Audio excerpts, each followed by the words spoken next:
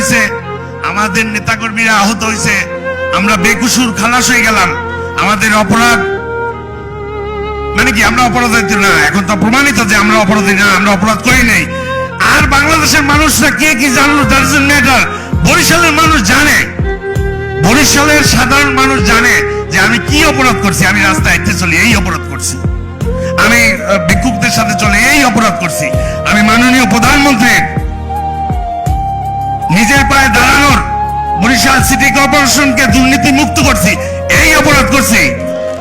Right? কোনো ভয় নাই। আমি রাজনীতি করি একজনের জন্য। আপনাদের সবাইকে বলছি সবসময় জবাব দেব মাননীয় প্রধানমন্ত্রী।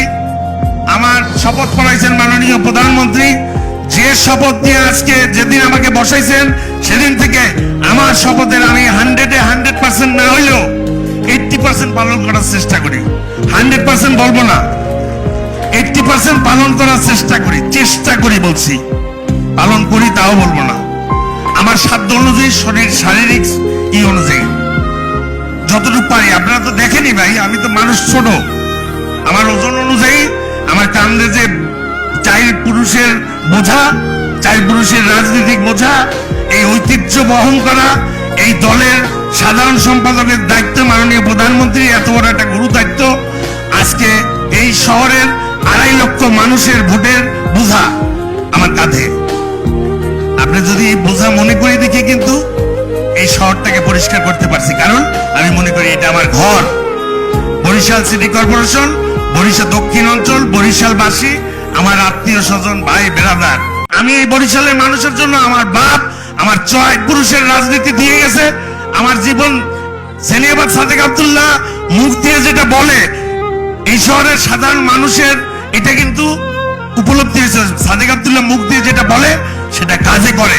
তা আমি কি বলতেছি বারবার, আমার জীবন যৌবন, মেয়র থাকি, সাধারণ সম্পাদক থাকি না থাকি, এই বরিশালের মানুষের জন্য বিলীন করে আমার বার্তাটা দিয়ে গেছে, আমিও দিয়ে দিছি অলরেডি।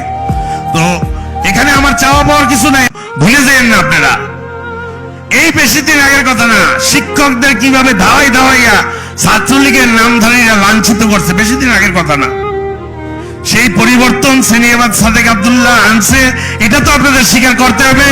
আন্টি, চাচি, খালা, মামা যারা আছেন, প্রতিটা কলেজের প্রিন্সিপালকে যে জিজ্ঞেস করেন কিভাবে তারা প্রতিষ্ঠান চালাইতেছে, কোন রাজনৈতিক, কোন ছাত্রলীগ, কোন নেতার হস্তক্ষেপ আছে কিনা। যান পিডব্লিউডি হইতে শুরু করে যত ডিপার্টমেন্ট আছে জিজ্ঞেস করেন সেনিয়াবাদ সাদেক আব্দুল্লাহ ফোন দিয়া একটা তদবির করছে কিনা। যদি কেউ বলতে পারে এখান থেকে আস্তে হাঁটতে চলে যাব, দ্বিতীয়বার এখানে থাকবো না, তো কোনো তদবির নেই আমার। আজকে এত বছর একটা মোটরসাইকেল চালানোর জন্য তো আমি আমার ছাত্রলীগের জন্য তদবির করি না।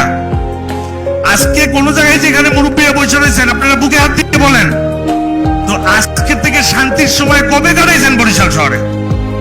আজকে যুদ্ধের নগরী থেকে শান্তির নগরী। শুধু পুলিশ না, আমাদের রাজনৈতিক, আজকে আমার শেখ হাসিনা, জননেত্রী শেখ হাসিনা, আমার মা, তার অবদান তো অবশ্যই আছে।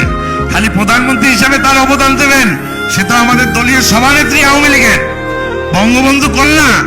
আমরাও তো এই আদর্শে রাজনীতি করি, তাদেরও একটু কিছু কৃতিত্ব দেন কমিশনার সাহেব।